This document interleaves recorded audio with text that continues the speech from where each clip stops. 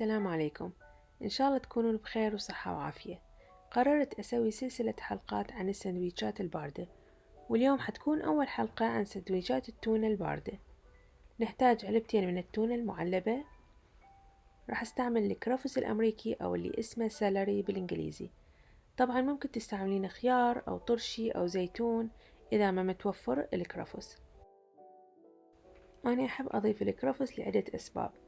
أولا، ما راح يبين لأنه حيكون مخلوط ويا مكونات ثانية، وثانيا لأنه يضيف قيمة غذائية للأكلة، لأنه غني بفيتامين كي يدعم الجهاز الهضمي ويحافظ على الكوليسترول ويقضي على الصداع النصفي، وأهم شي سعراته قليلة ويفيد اللي يتبعون حمية غذائية. فحلو أنه نضيفه بالأكلات والسلطات.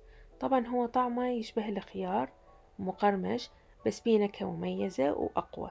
حنضيف خاشوقتين من المايونيز وربع ملعقة كوب فلفل أسود ونص ملعقة ملح أو أكثر حسب الرغبة ملح، ونخلط الخليط إلى أنه يتجانس بسبب المايونيز.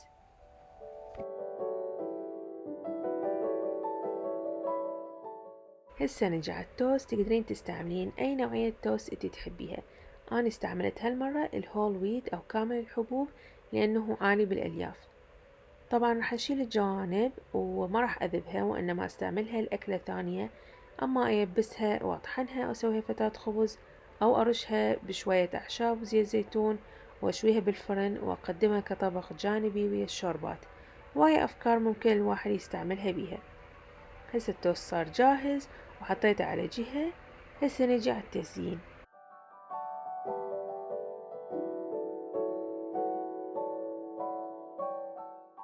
ومثل ما علمتكم أنه أنا أكثر شي أحب أبرز بيه وصفاتي هي طريقة التقديم المميزة والعصرية، لذلك شرحت الخيار بالمكشارة بهالشكل، وحتشوفون بعدين شنو حسوي بيه شنو الطريقة.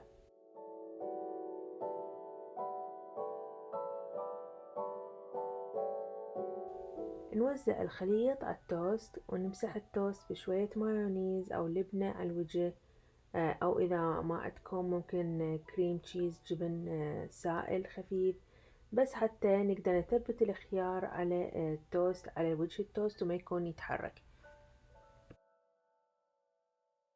راح نوزع شرائح الخيار على الوجه بهاي الطريقة.